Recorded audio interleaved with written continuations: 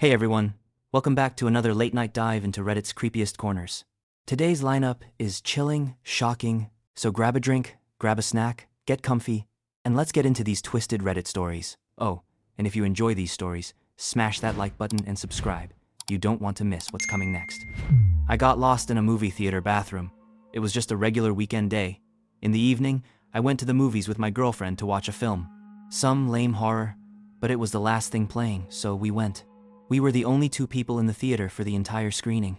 When we got out, I really had to use the bathroom, too much soda during the movie.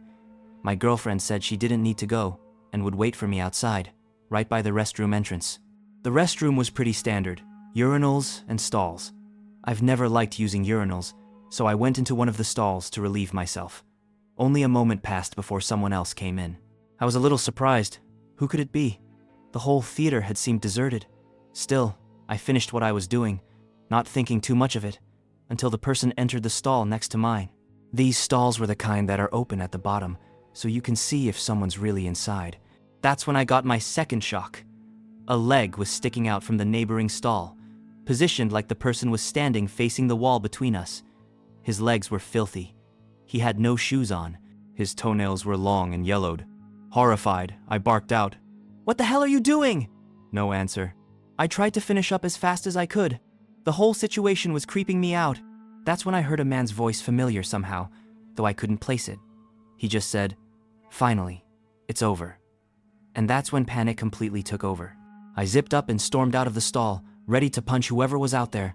But to my shock, the stall next to mine was empty. Completely empty.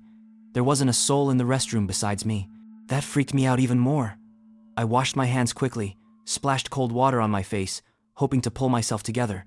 Everything looked normal. I hurried to get back to my girlfriend, but then came the next surprise. I couldn't get out of the restroom. I opened the door and walked out, only to find myself in another restroom. Identical. Same urinals, same stalls, same sinks. I froze, confused.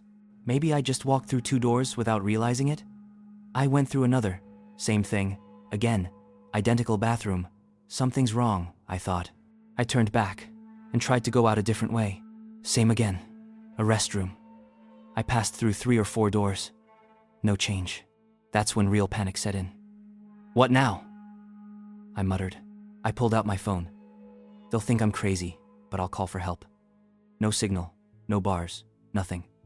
Total panic. I started running. I didn't even know where to. I just ran. Slamming doors open left and right, but every time, the same.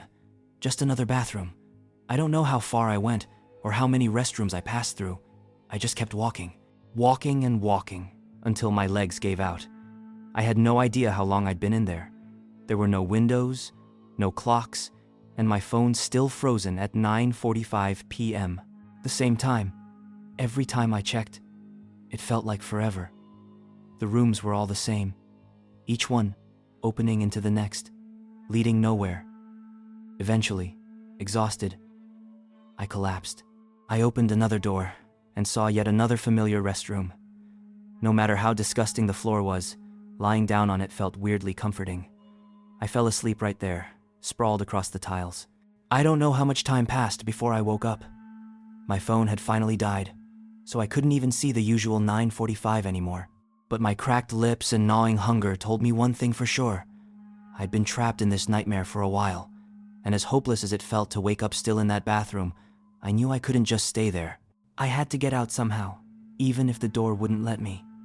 My first plan was to find water. That didn't take long to figure out, given I was in a bathroom with at least 6 sinks. And sure enough, water flowed. Ice cold, fresh water. Even warm if I turned the handle the right way. That felt like half a victory already. From all the survival documentaries I'd obsessively watched, I knew a person couldn't live more than 3 days without water. Now I could only hope I wouldn't be stuck here long enough to have to start worrying about food. Since I now had a water source, I figured I should search the room properly. Maybe I'd find something useful. I checked all the sinks and the pipes underneath. I even managed to disassemble one. Water still poured out of it, but there was nothing of interest. Not even a speck of dust. So I figured I'd check each stall one by one, just in case. But again, nothing. Every toilet was spotless, A couple rolls of toilet paper, that's all, until I got to the last stall. There, on the wall beside the toilet, I spotted a vent. It wasn't big, just wide enough for maybe my arm to fit through, but it had a grate, screwed in at 4 corners. I started looking for something to remove it with. That's when I remembered my keychain. My girlfriend had once given me a tiny Swiss Army knife that could attach to it. It had a screwdriver head. It sort of fit the screws. Good enough. I got to work. When I finally pried the grate off, I actually shouted with joy. Maybe this is the way out. The vent was completely dark and narrow. I pressed my ear to it and heard faint noises like something skittering inside. Still, I had no better ideas, so I started yelling into the vent. "Help! Somebody help me! I'm trapped in the bathroom!" I called my girlfriend's name, just in case she was somehow nearby. Nothing. No police kicking in the door. No girlfriend's voice calling back. I hesitated, then thought, what if I just reach in? Maybe there's something in there. Anything. Just something to push this nightmare forward. So I rolled up my sleeve and shoved my arm into the dark opening. No hesitation. I pushed as far as I could go. Huge. Mistake. There was something inside. Small, hard, moving. They wriggled across my skin, tickling it. I screamed. Yeah, a grown man, shrieking like a little kid. I yanked my arm back as fast as I could. That's when I saw them. Cockroaches, crawling up and down my arm. Small, brown, sluggish, dozens of them. I screamed again, more out of rage this time, swiping them off as fast as I could. I've never been afraid of bugs, not really. But this time, this was too much. I stumbled out of the stall, furious. I don't think I've ever cursed that much in my life. I yelled for minutes straight, just shouting how much I hated this place and how badly I wanted to get out. But no one heard me. The restroom looked the same as always, except now it was slightly torn apart. I'd had enough. I needed to get out. I was sick of this place. The white tiles, the pristine stall doors, and especially the stupid mirrors above the sinks where I had to look at myself. In a rage, I ran to the door and threw it open as hard as I could. But of course, nothing changed. Just another identical bathroom. I screamed at the top of my lungs, like a man losing his mind. I sat there on the bathroom floor, staring blankly ahead.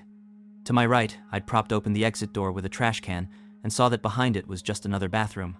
I did the same thing to the door on my left. Same view. Identical restrooms stretching in both directions. Not a single difference.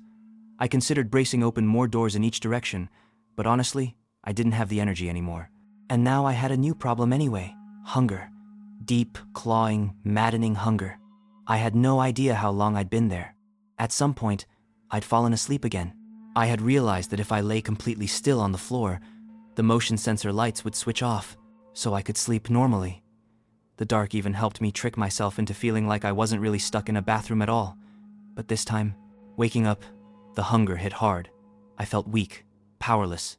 My thoughts came sluggish and broken. I couldn't even think straight. Didn't want to. What was the point? That's when I heard the scuttling sounds. They were familiar. I'd heard them before. That's because it was the cockroaches. But this time, they weren't coming from the vent. They were spilling out of the pipes I'd previously dismantled beneath one of the sinks, falling out as if someone were tossing them through the pipe at me. They crawled lazily across the floor, clearly unbothered by my presence. Just another part of the scenery. That's when all those survival shows I used to watch came flooding back. My brain flipped a switch. No, you're not dying of starvation in here. Suddenly, I knew what I had to do. Everything clicked into place. I grabbed the 2 small metal trash cans I'd been using to wedge the doors open. I turned on one of the taps, the hottest water I could get, and placed a can underneath, filling it to the brim. It didn't boil, but it steamed, and it felt hot enough. I placed the other can beneath the broken pipe, and the cockroaches immediately began falling in. They didn't even try to escape.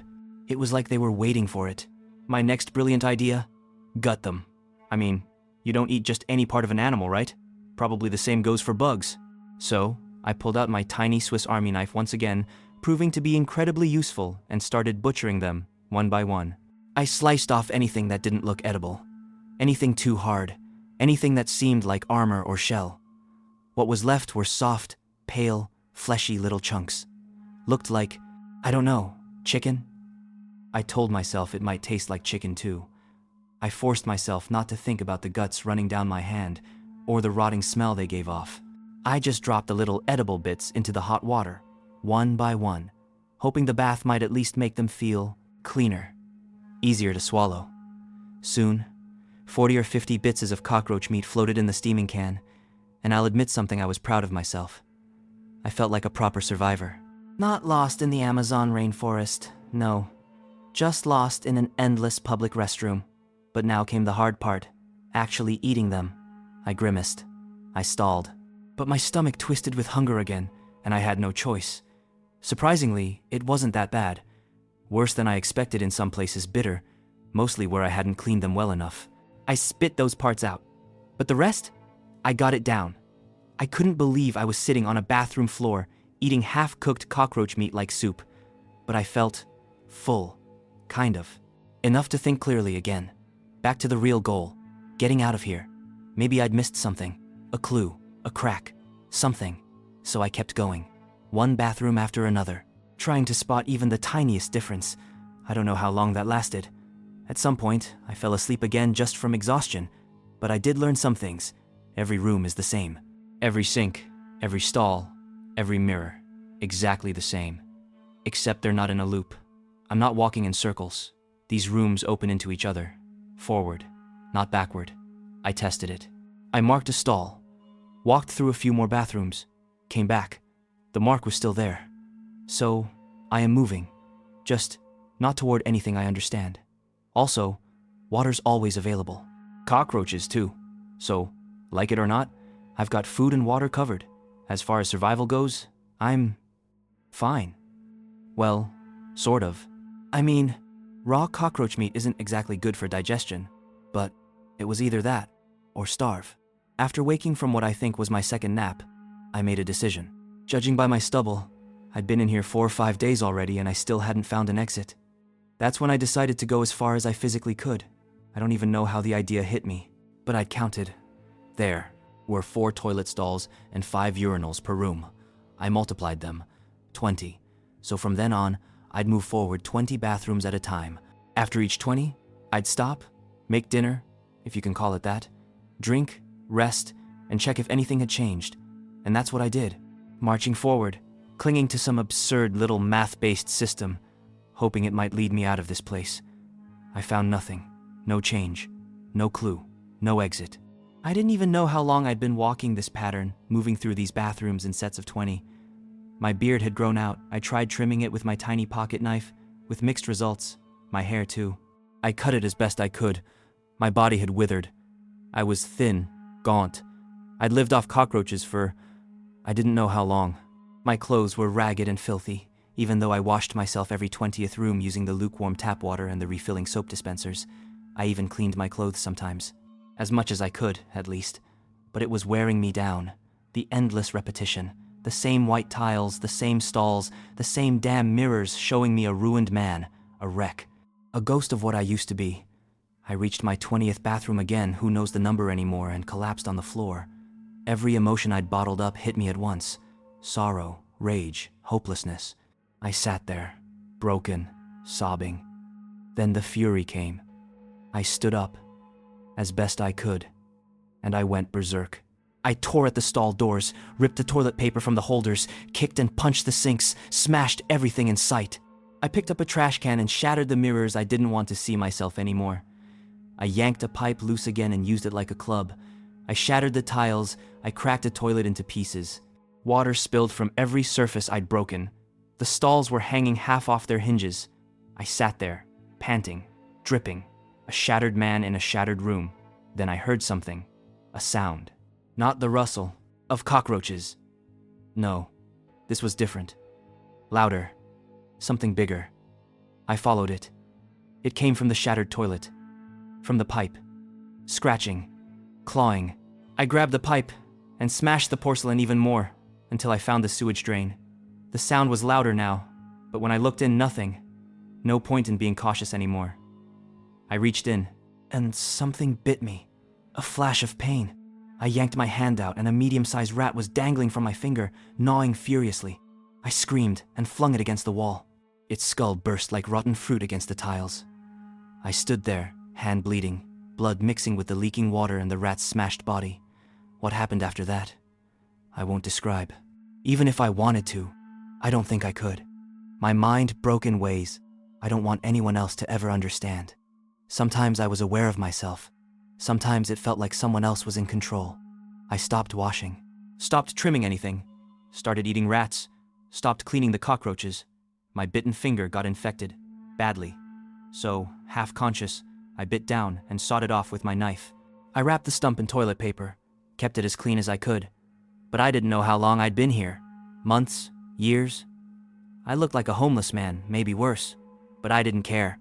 I didn't know what I was doing anymore. And then, something different happened. I walked into a new bathroom, and one of the stalls was locked. I froze, stared at it. Was this real? A hallucination? Wearing my filthy clothes, barefoot, I stumbled toward it. But I didn't touch it, didn't say anything. Instead, I entered a stall next to it. I stood between the locked stall and mine, then rested my forehead against the wall. And then I heard it. A voice. Familiar. A man's voice. Angry, confused, but unmistakably familiar. And I smiled, because I knew this moment. I had been here before. I had lived this already. And in a dry, cracked voice, I whispered, "Finally, it's over." Alright, that's all for today. Hope you enjoyed that one as much as I did. If you did, give this video a like, it helps more than you know. Make sure you're subscribed so you don't miss tomorrow's story, and I'll see you in the next one.